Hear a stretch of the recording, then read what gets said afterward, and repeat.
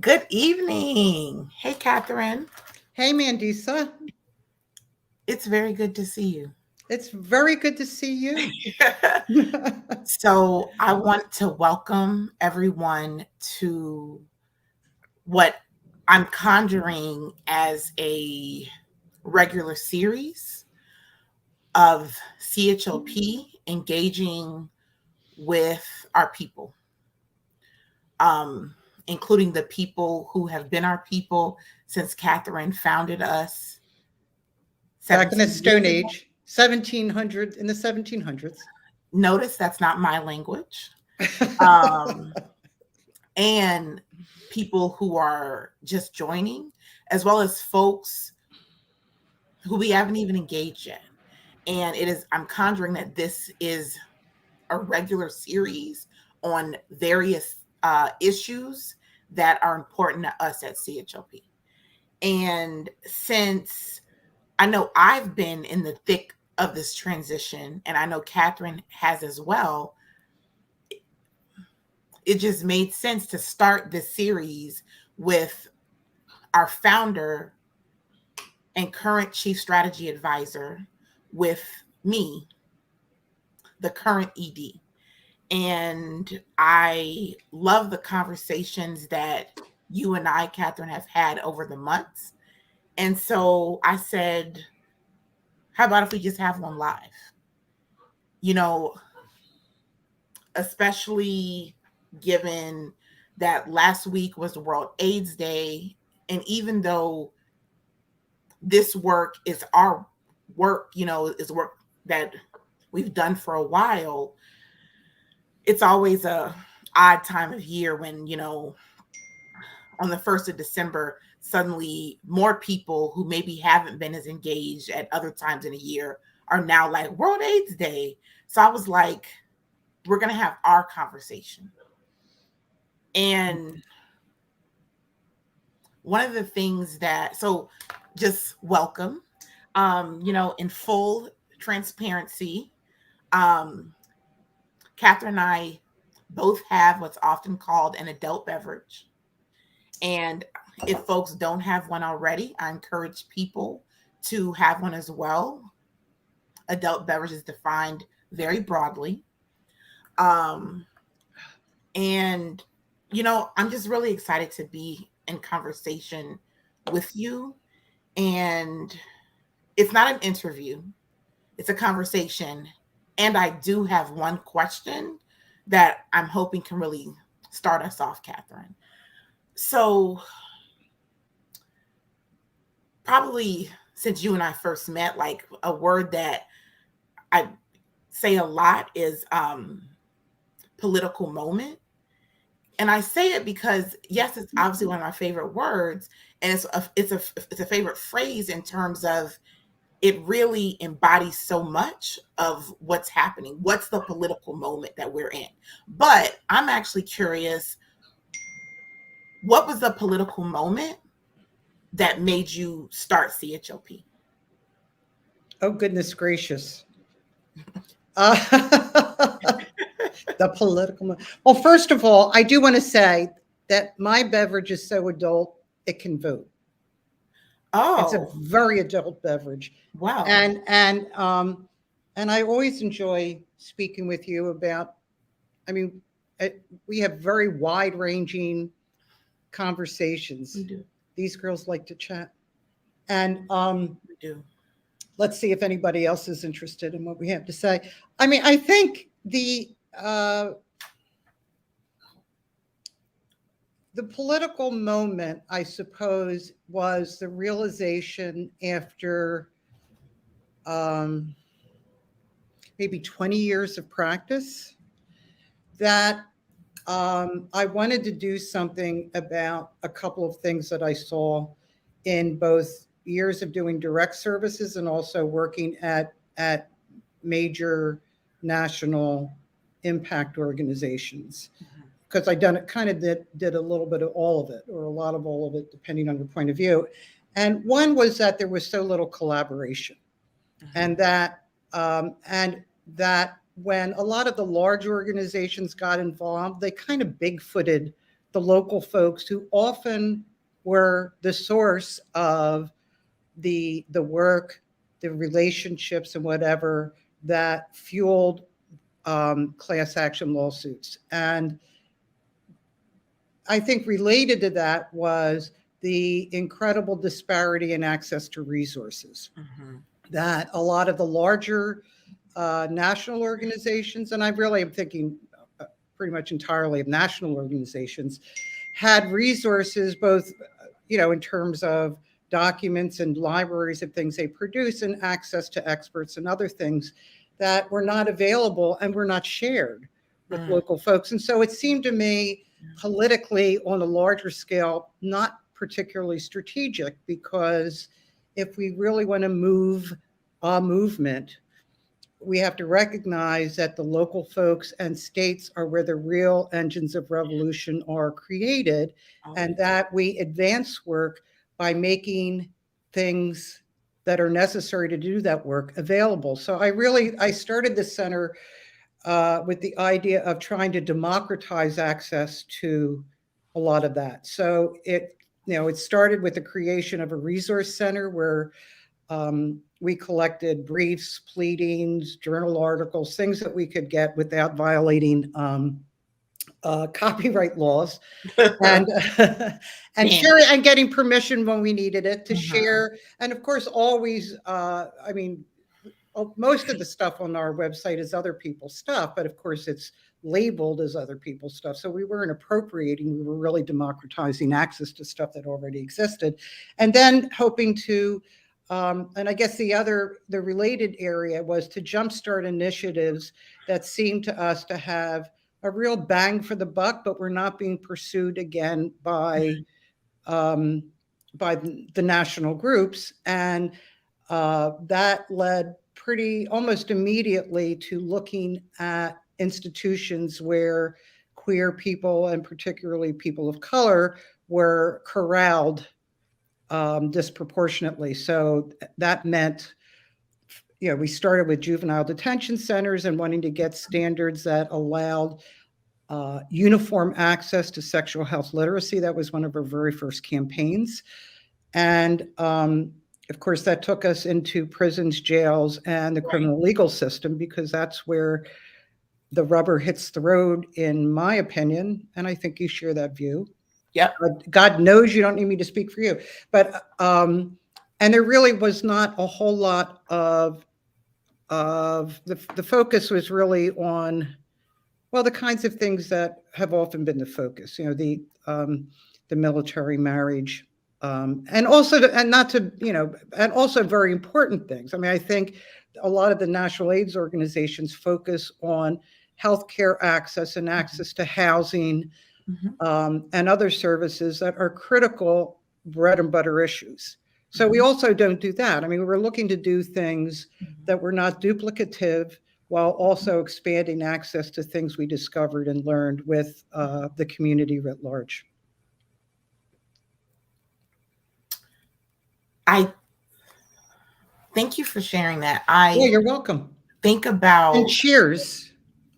Cheers. Cheers. Sorry, these backgrounds and cameras. It's weird, isn't it? Watch this, Mandisa, watch this. Oh my gosh. So at that time, like 05, 06, I was in my own politicization, a different age. I was actually still in diapers. Undergraduate. Thank you. I had just made 20. Thank you very much. Boom.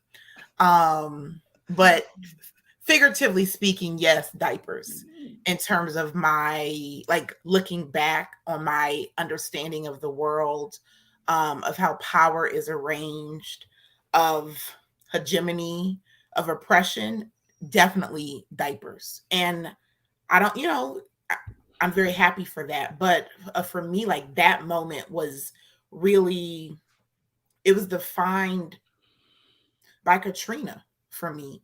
So I don't know who is on live I know this is recorded. So, um, a common question that I'm still unprepared to answer is whether I live in New York or am moving to New York, which I understand it makes sense. Like CHLP is a national organization and we have been anchored in New York the entire time. So I get it.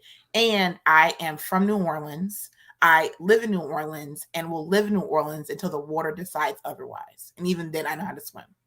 So just to, be super clear, not that, folks who, if you know, you know. But for me, that was a political moment in terms of it. Like prior to that moment, I can say that I had a particular investment in the nation state.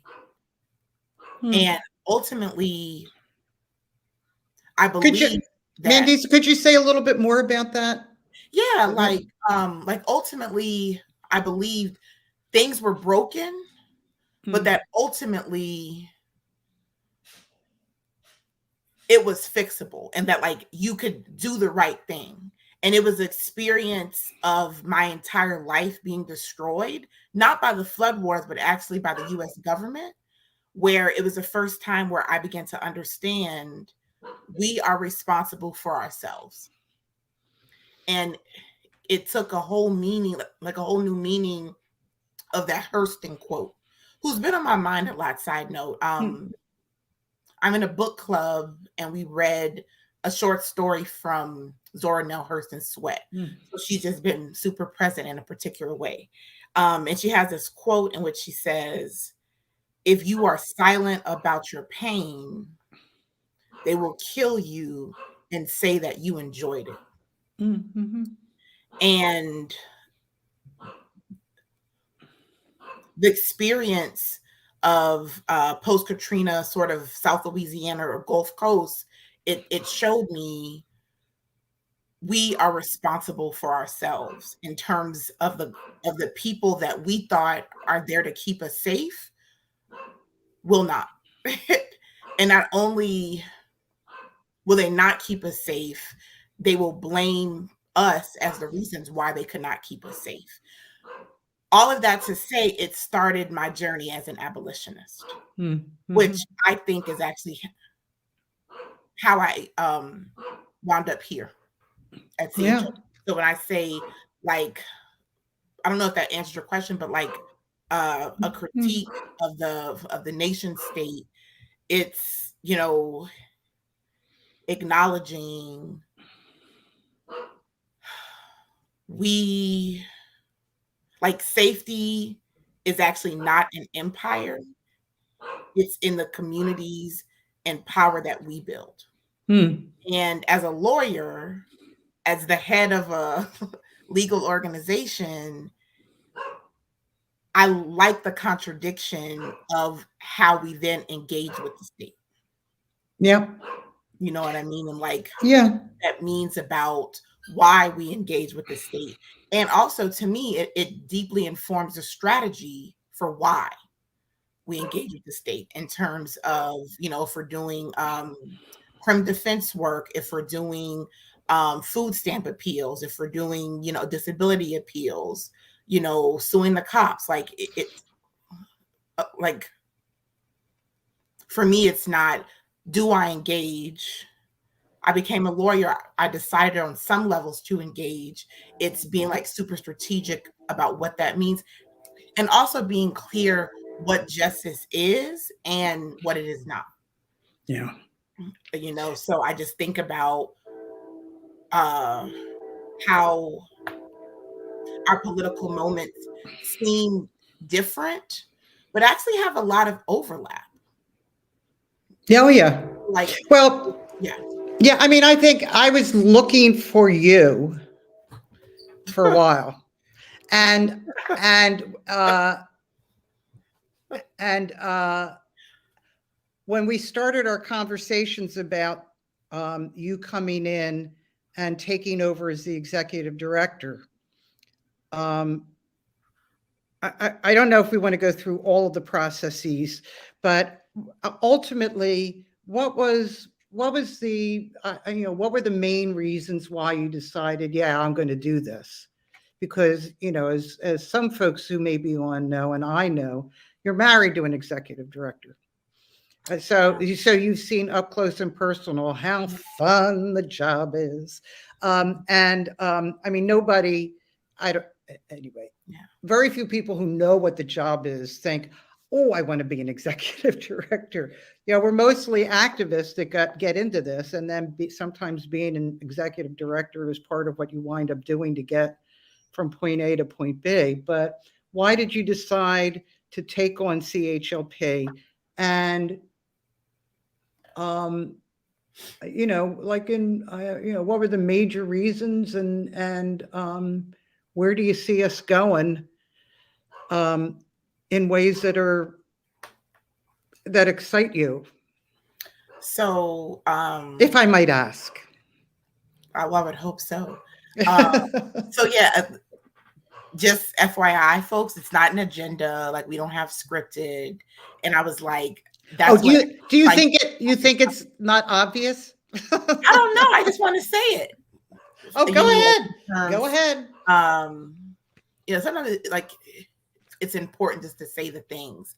So yes, I am married to the amazing Wendy Moore. I'm sorry, Wendy Autumn Moore-O'Neal.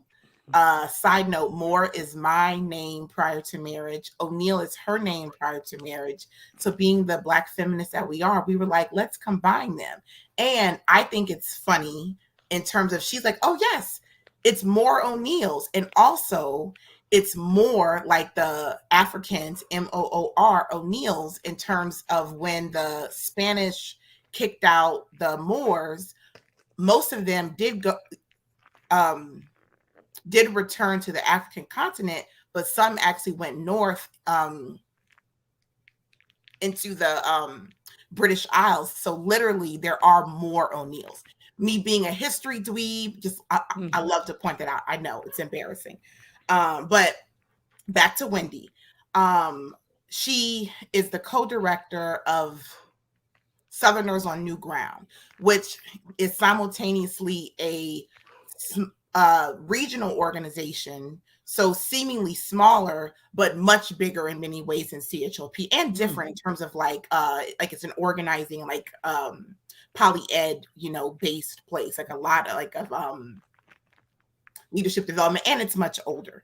But that was a hesitation of mine in terms of seeing the ways that our family had to really shift and grow in order to accommodate this shift in her life, which was a shift in our life.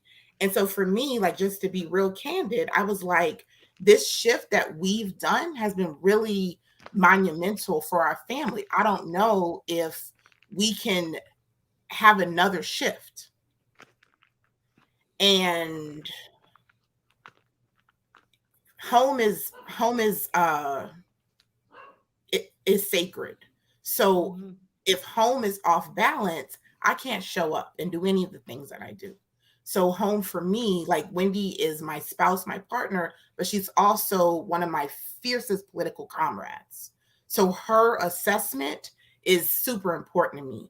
And what she said to me, I know I say it a lot because it's so meaningful. She said, we won't know if we can make that shift if you don't take the job.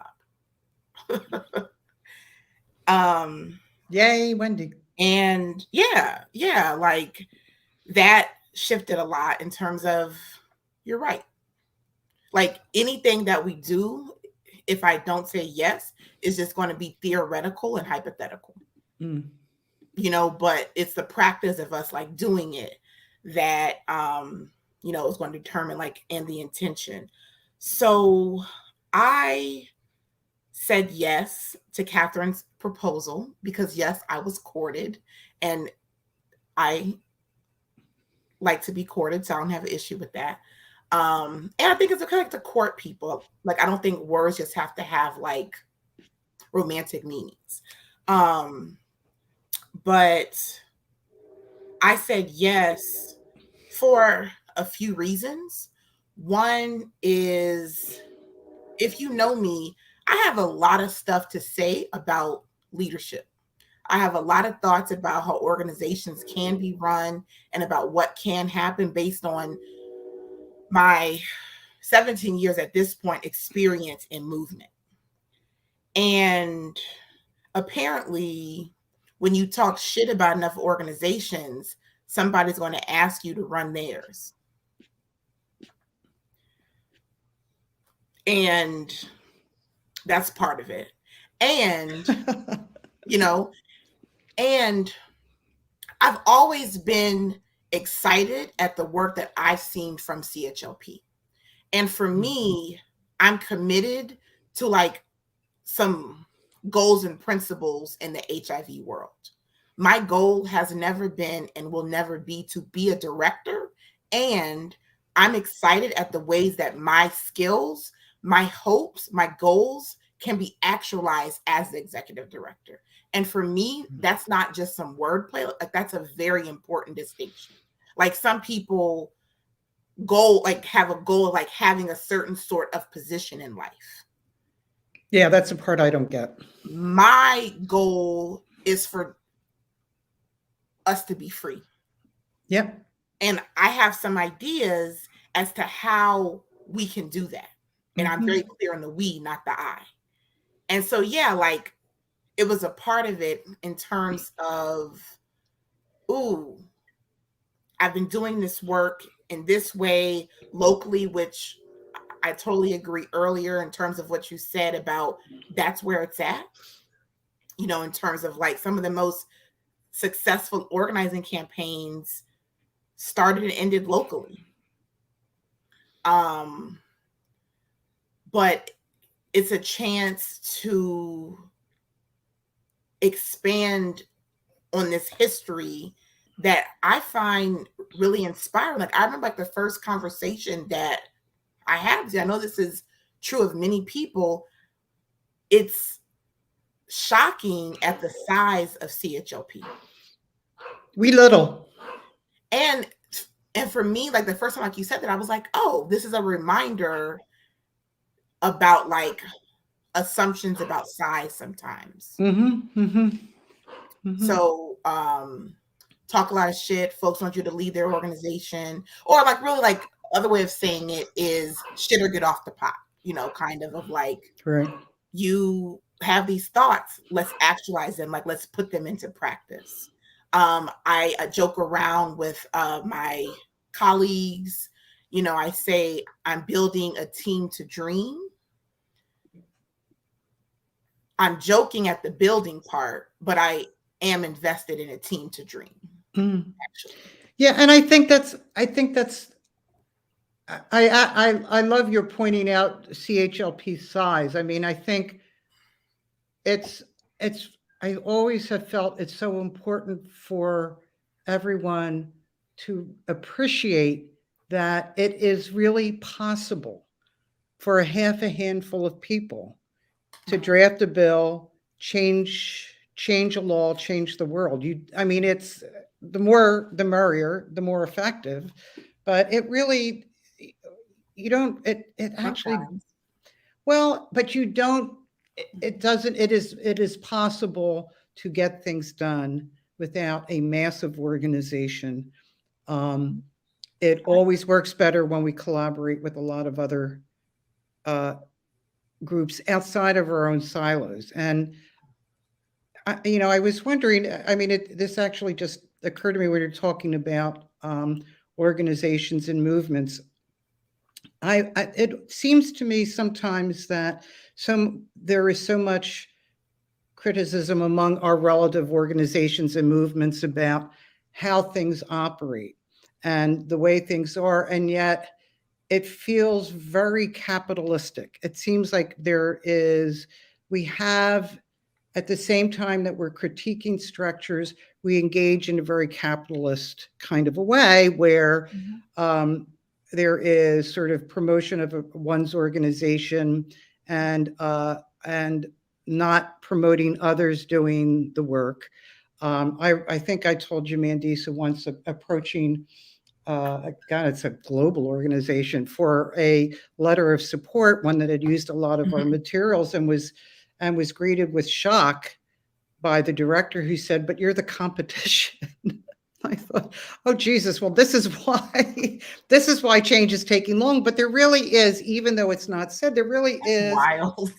Well, You but did that. wild, but when you think it, well, it's only wild that he said it. I guess it's less The wild when we actions, think yeah. about how we operate. And I wonder if you've ever thought about it that way, how we can uh, sort of, I'm trying to think of not using words, this sort of nonprofit industrial complex thing, but really more concretely and specifically unpack the way that we do this work Mhm. in a way that feels capitalistic, Mhm. where we are behaving in a manner that seems to me uh, completely contrary to a lot of our goals, Mhm. which is to disrupt systems, to radically change systems and get rid of some of them. Mhm. I mean, what? How? I I mean, think a lot about that. I mean, like just what you said first, um, is the politics of scarcity. mm-hmm. Like in terms of like this idea, like, and to me, like that comes out of my um reproductive justice organizing and analysis that I did prior to law school, which is actually is from the RJ world, like that I actually got into HIV world, Mm-hmm. like Right. into the HIV world, excuse me. Mm-hmm. But one of the things that like it made me think about is um how we're fed these messages about population control, and like how we link it like to really wild ass things like birth control, right? And like, oh, the idea is that like the reason why we don't have enough is because China has over 1 billion people, India has over 1 billion people, because poor people. No, this earth actually produces enough to feed everybody plus some. The reason why we have poverty starvation is because of greed rooted in capitalism, and because a very small percentage hoard an overwhelmingly large majority of the resources. And to frame it any other way is literally fucking lying to people. And I see in my time and post Katrina New Orleans saw, like, at one point for about 5 years after Katrina, we had more nonprofits per capita than anywhere else in the world. And I think anybody in this live who lived in South Louisiana can say definitively it did not change the material conditions of the Right. majority of the people in the Gulf Coast. And that's just a factual statement. I don't care what your political leanings are, it is true. And Mm-hmm. so, like, off the bat, it trickles down to us in terms of this idea of like, we have to guard what we have because it's not enough. But in actuality, like, and I say this to say, and I know what it's like to be extracted from. Mm-hmm. Tell you how many people came up off of the experience of Katrina. Same thing with Ferguson and Mike Brown. There are people who ate well off that man's death Yep. Well, I mean, it's and are you're still right. eating It's well. Yep. I mean, it's sort of, there has HIV always been well. a, yep, hitch your wagon to a plague. Mm-hmm. That was that, and it's so. But how do we? I mean, and I think that's probably true of, it's hard to think of a movement where that doesn't happen, and that Mm-hmm. again is the capitalist approach to practically everything. How do we? Do you have? I mean, in how do we deal with that in some productive, how do we start to deal with that in a productive, limited way?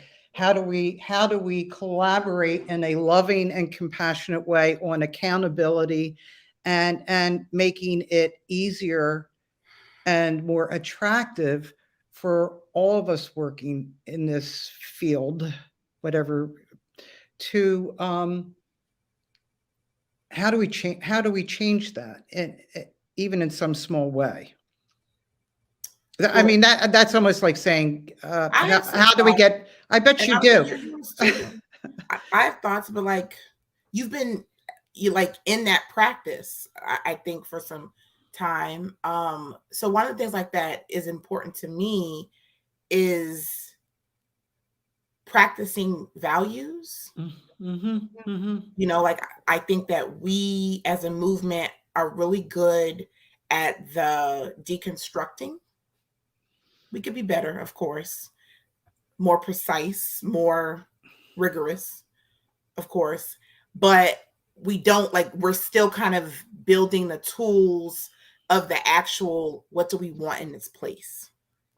And a part of why I see it be so challenging, like, uh to do that is because sometimes it's theoretical, right? In terms of like you like there's actually a way of daily practicing abolitionist fundraising. Mm-hmm. You know, it's a way of practicing any thought that we have. And a part of practicing, it doesn't mean that every time you do it, it's how you want it to be. Part of practicing for me is being like, ooh, I didn't like how yesterday was. What did I do yesterday? Yesterday, I noticed that I didn't follow up with the person in a one on one. So I didn't like that practice. Let me shift it and do this. So it's the skills to like, and also like to do it each day. Like not just think, okay, well, Monday, you know, on the 1st of December, Thursday, like, you know, on 1st of December, I did this thing. Check, I'm done. Okay, staff meeting, let's revisit it in 2 months. But like daily ways of embodying this, which to me, you have to be willing to fuck up. Not because it feels good to fuck up, not because I want to fuck up, knowing what the consequences could be, but if I don't see it as a possibility, how can I improve? Right. I mean, If I'm I mean, that we're taking the risk of fucking up. as Or as fucking, yes. as Wendy always said, because you know And I owning always it. quote And Wendy. it should be okay. I mean, that's the, um, you know, sometimes I think we respond to screw ups as if we're defending ourselves against like you know, a prison sentence or something. It's actually okay. Mhm. Well, which leads me like to the other part about which is connected to capitalism. I think capitalism thrives because we respond to fuck ups and everything with a punitive sort of response. Right. So, like you know what I mean?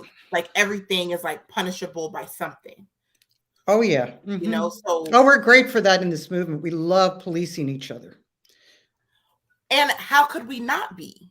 We live in a world that is like is built on cages. So I'm saying this not to absolve anybody, but to set like to locate us in the context that we're in.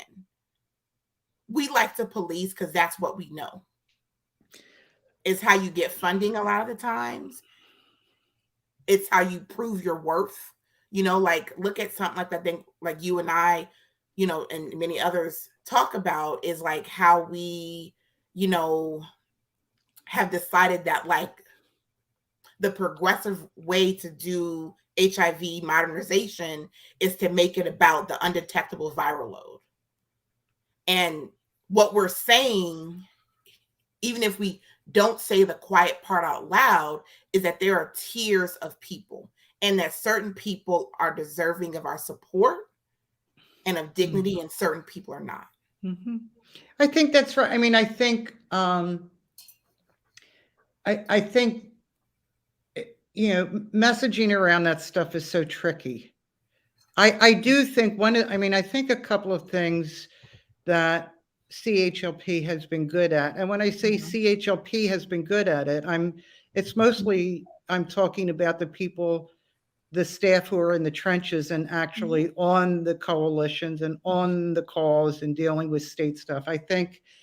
Um, you know, the collaboration that we had some years back with the Prevention Access Campaign and a number of other organizations about the role of treatment in dealing with criminalization reform was really pretty effective, because there was a point where Yeah. everyone was pushing that, and it hasn't gone away, Mhm. but it is now, I think, far, far less likely in state coalitions for people to be comfortable creating a different tiers of liability based on whether you get treatment and whether you're responding to it. And I think that was also true with sex workers. I mean, I do think, I mean, again, I think this is a testament to how little organizations and a small group of folks can get things done. I mean, we took, well,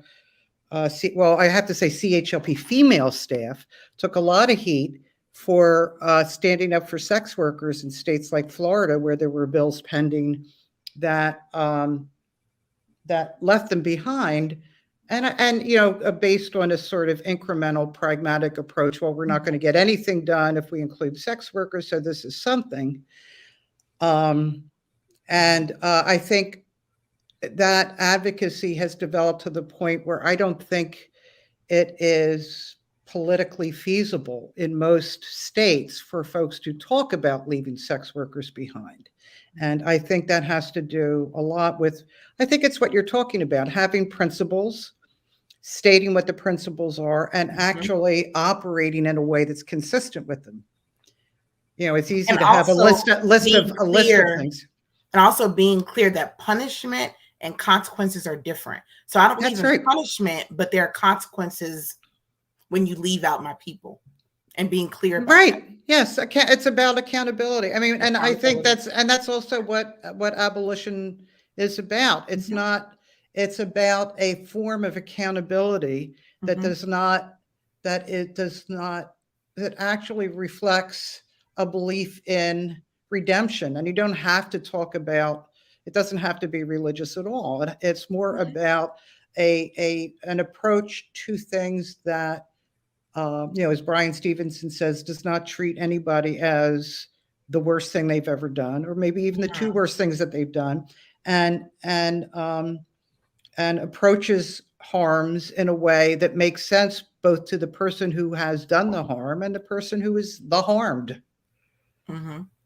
If somebody rips off my bike or does something, it would be a hell of a lot more useful to me if they had to, I don't know, replace my bike or mow my lawn a couple of times. And if they're locked up, I mean, it's just, in a way, it's far, I think, abolitionism is far more pragmatic than what we're doing right now. It's makes a whole lot more sense in a very practical way.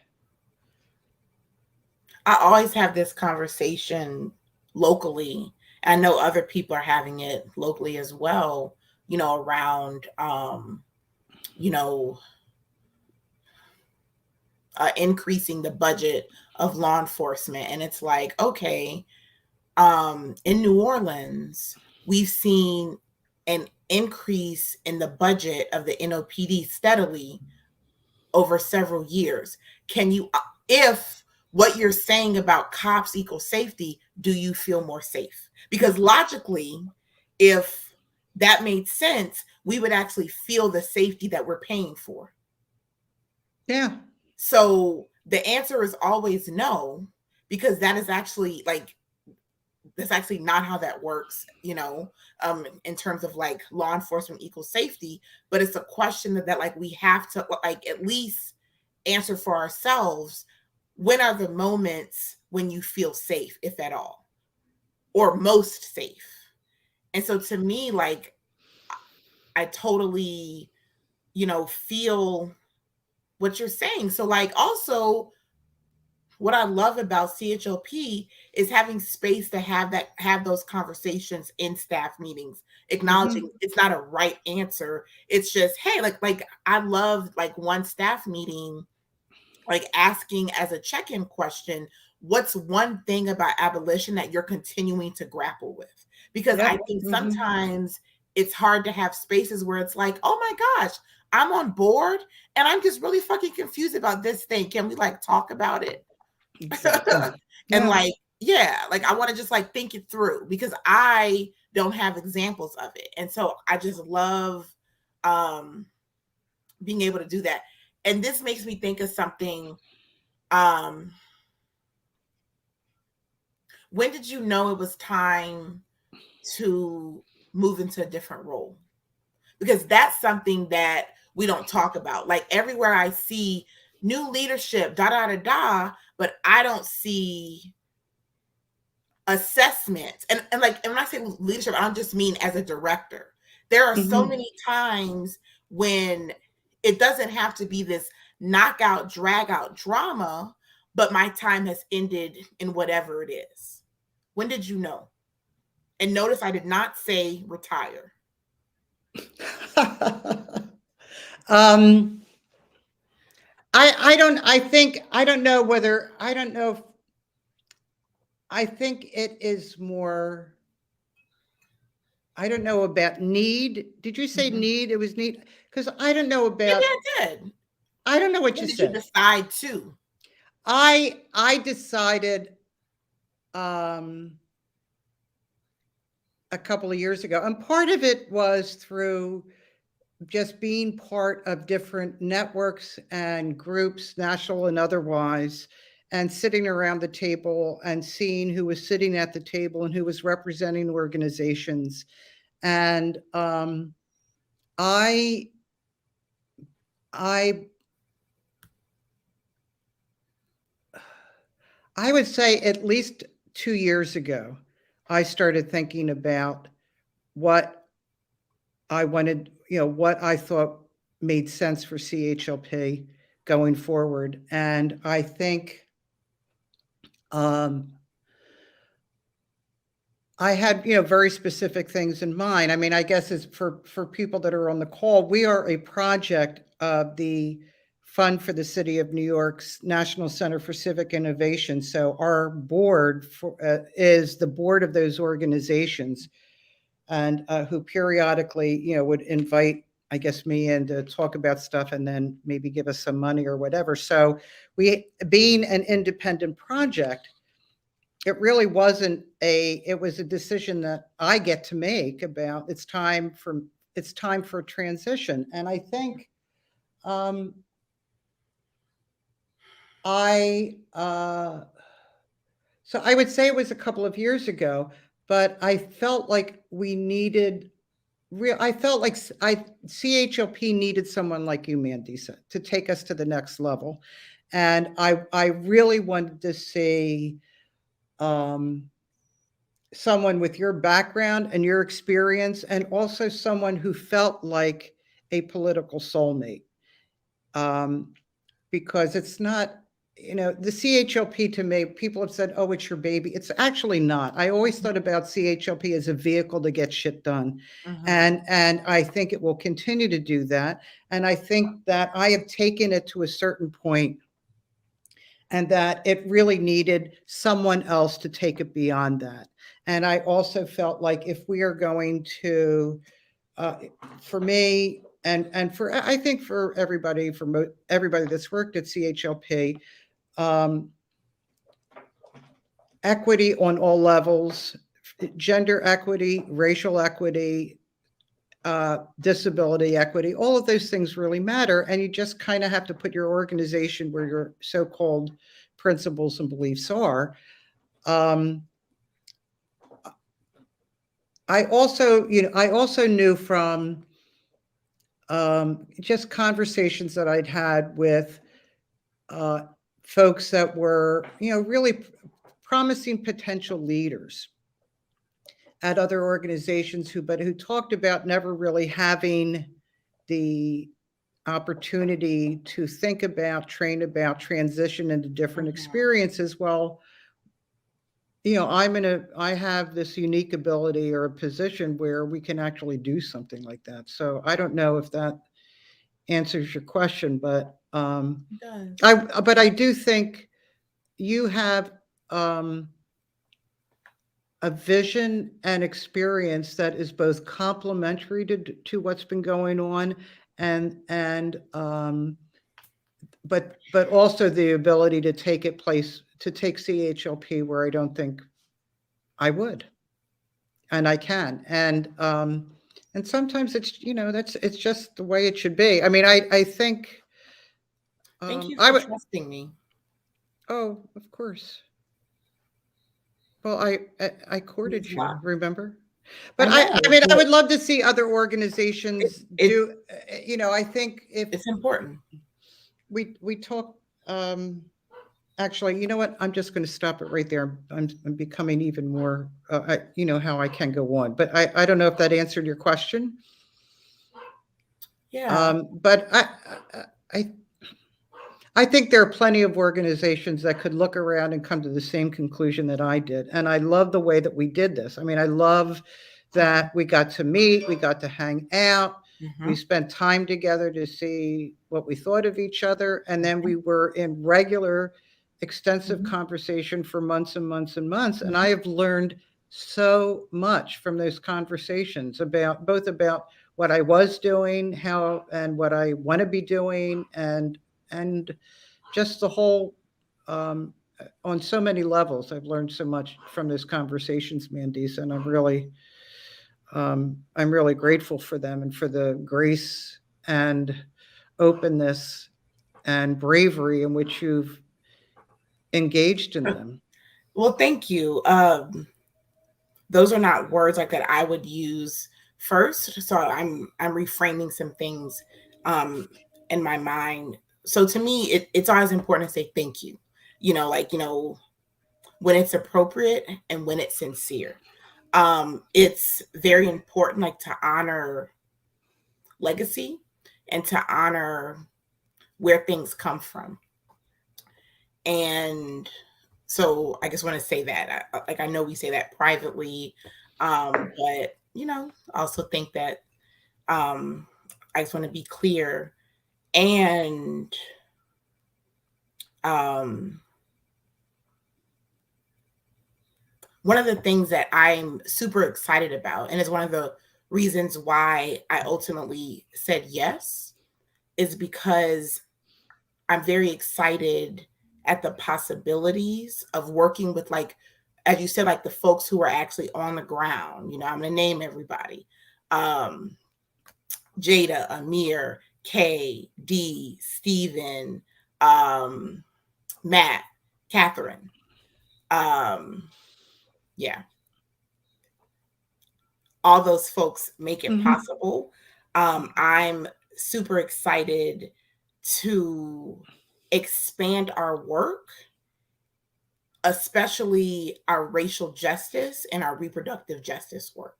So Mm-hmm. for me, and like to me, like, there is like Black people and there's a Black politic. I'm very excited to like expand and like explicitly name our Black politic. Side note, when I say Black, always with a capital B. Um, I'm very excited to do that in terms of,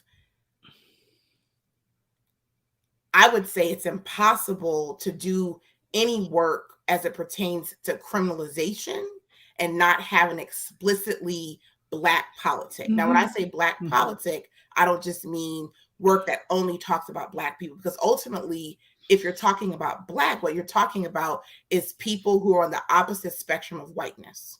And there are lots of white people who have a different proximity to whiteness because of their gender, because of their class status, because of their sexuality, because of all these things that doesn't make, like, they're still white, and not everyone has the same access to what whiteness is supposed to guarantee you, which is the myth that white people are told, right? Like, that whiteness guarantees you XYZ. Right. And Right. so I'm excited, like, for us as an organization, like, to like more visibly, more intentionally, more clearly have that politic, not just to have it, but for how it can show up in our work. For me, I'm excited, like, to expand partnerships. I'm excited, like, to expand who we're working with.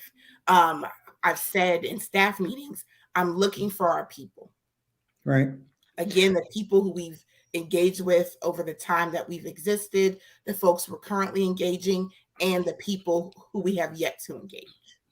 So I'm super, excited about that. I'm also excited to continue practicing what an abolitionist, or like an explicitly abolitionist organization, looks like, Mm-hmm. in terms of, I think, post summer 2020. I think I was one of those folks who is not very excited, like that abolition is now on Fox News and is now on MSNBC. You know, You weren't happy about that? I, so I wasn't happy about it because of how it was defined. Oh, but you know what? It That was it's watered down so much, on much Fox, like of in course, many ways. but So, like for me, I was at first excited, and then I was like, oh, the full extent of abolition is now being reduced to defund the police. And is being equated as like that's what abolition is, as opposed to defunding is a strategy for abolition. And I was oh like, oh, honey, you can't get upset about Fox getting it wrong. no, it wasn't. That's an Because example. Everybody okay, was getting it wrong, even the progressive people, because that's the trade-off sometimes as you make yourself, out there in a certain way. I don't think well, it has true. to be, but it often is.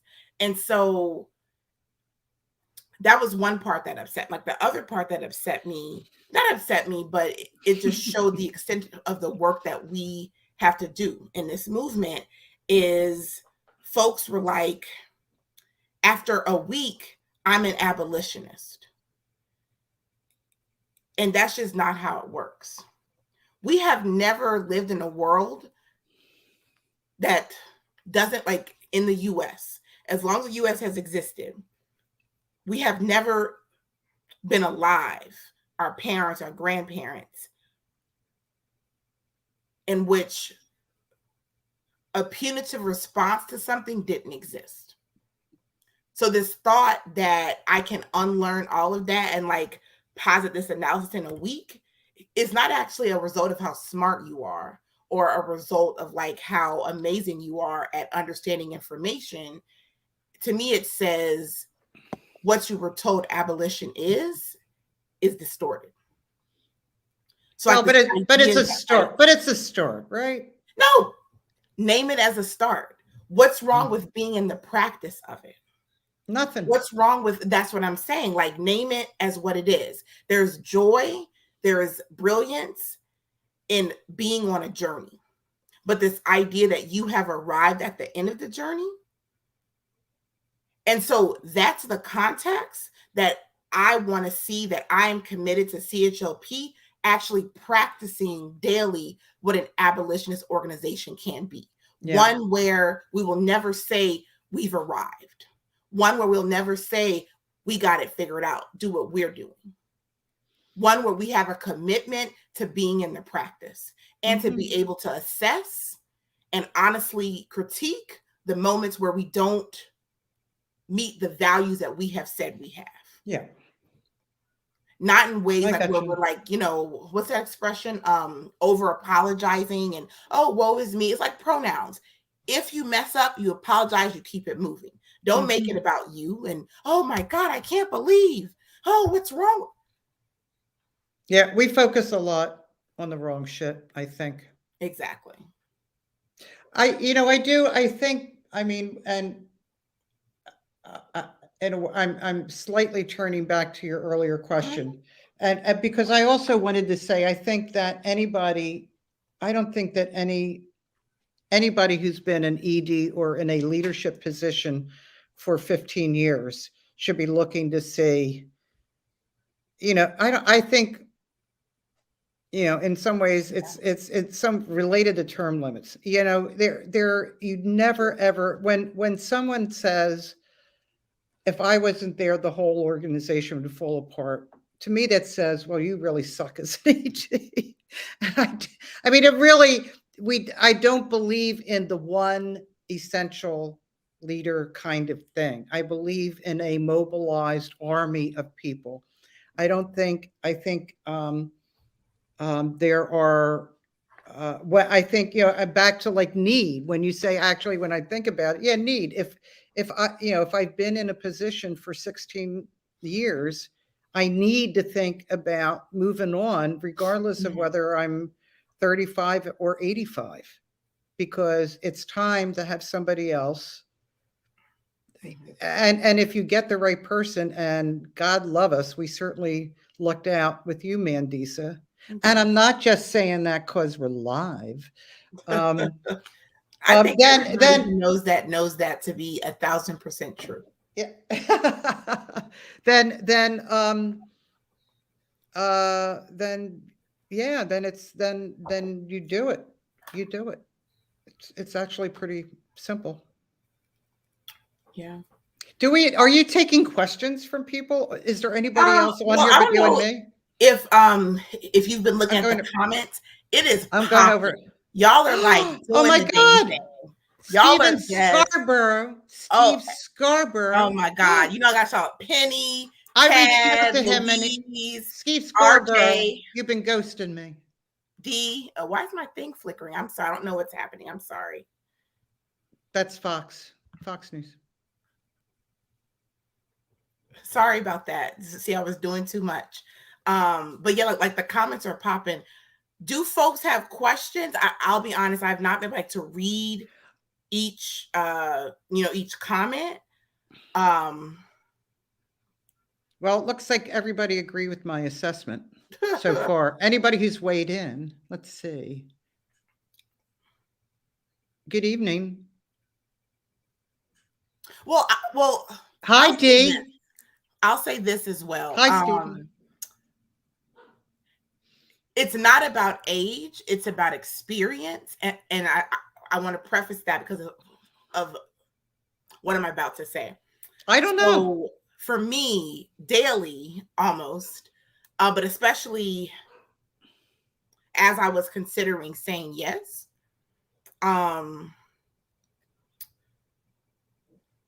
I had to really move past a lot of intimidation and a lot of ego. And that's something that I'm continuing to work on. I imagine, it will be the case for a while. And the reason why is because like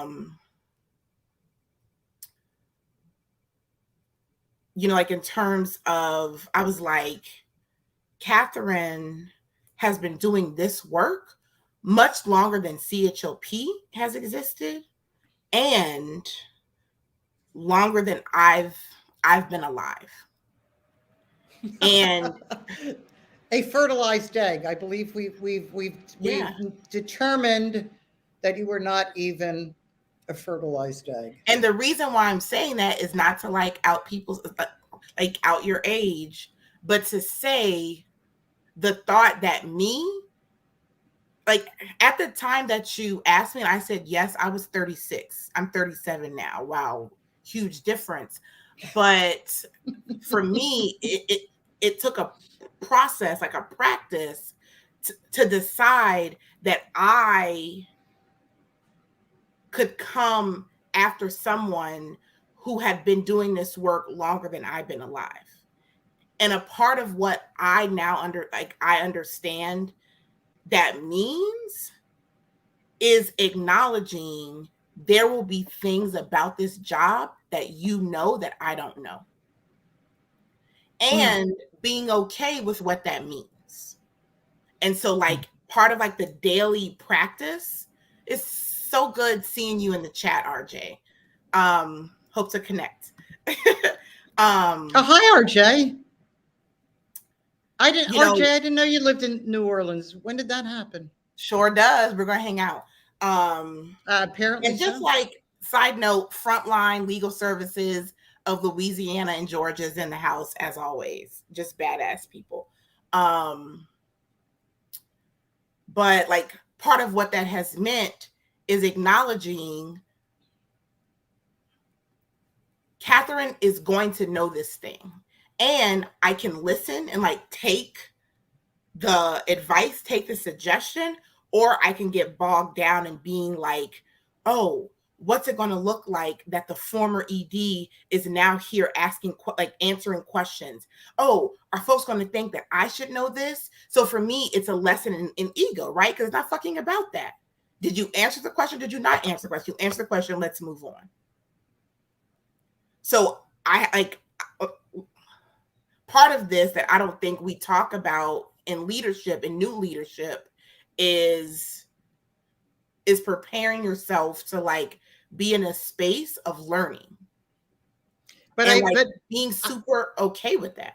But Mandisa, I have to say that being an executive director and being a leader, at a place like CHLP involves a whole lot more than substantive knowledge, and it has to do with a set of skills, uh, in term a set of skills that you have in, like, out the wazoo.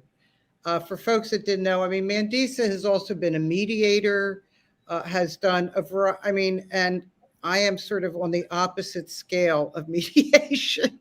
I could never settle a case. That's why I litigated. I didn't know how to compromise. So there are so many skills related to being an executive director that if I worked on them for another 20 years, I probably wouldn't have them, but you have. And so it's already something that I see and experience in the organization, and it's pretty cool. So, Well, whatever it is. Yep, that's right, Mike. Mike. Oh, what's next for me? Oh, what a lovely question, Dee. Thank you. I mean, I'm sort of a subject matter resource for CHLP. I'm taking a sabbatical. Yay! Starting January through March, and then we will see how we're feeling. But I'm not. I mean, I don't. I think. As Mandisa said, retirement. I mean, that'll be simultaneous with my dirt nap, whenever that is. I feel like it was a two-part. Oh, yes, there was. Oh, I didn't see. Please go. Yes. ED going with CHLP.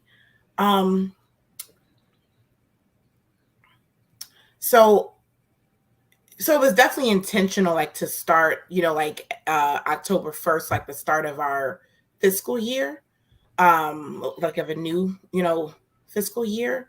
And I'm very excited about like continuing to plot 2023 for myself, like my goals. Also like to support like each staff person like in their goals in 2023.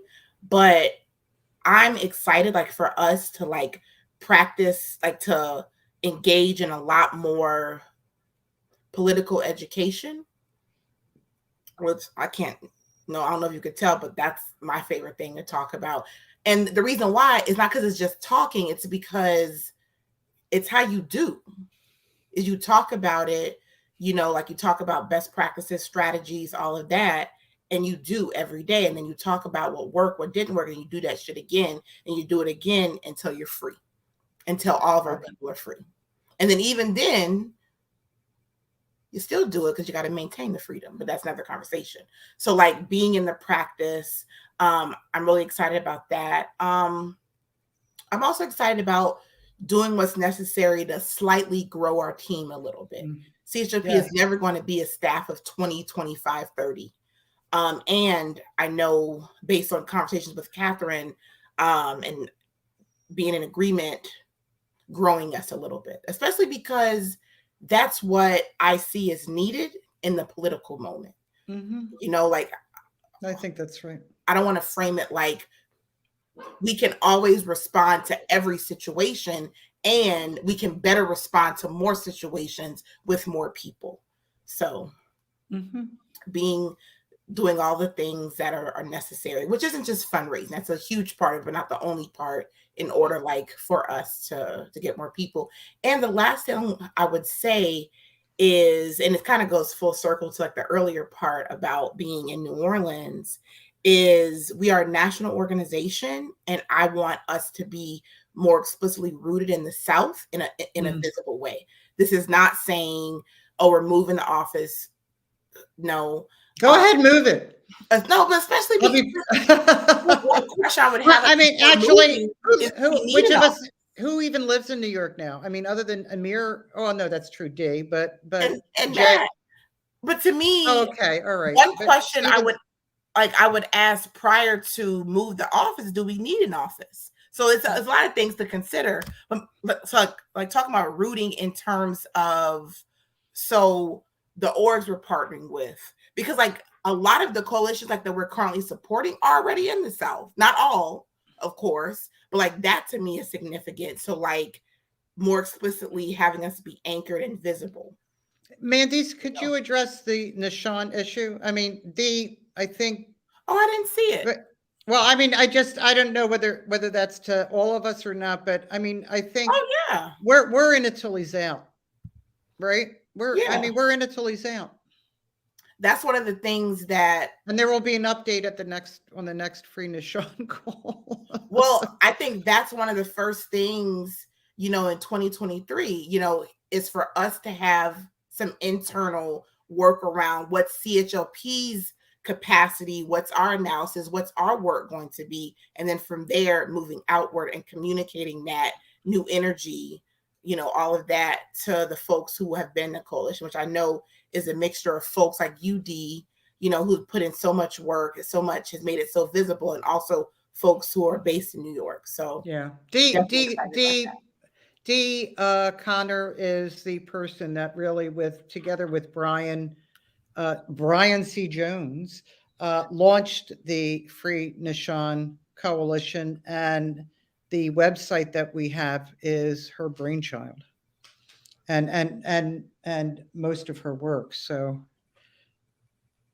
if I was really super deluxe fast and knew how to do it, I would put in the website link for the Free Nishan. But you all know how to Google it, find it, sign up. There you go. All right, Dee was going to do it.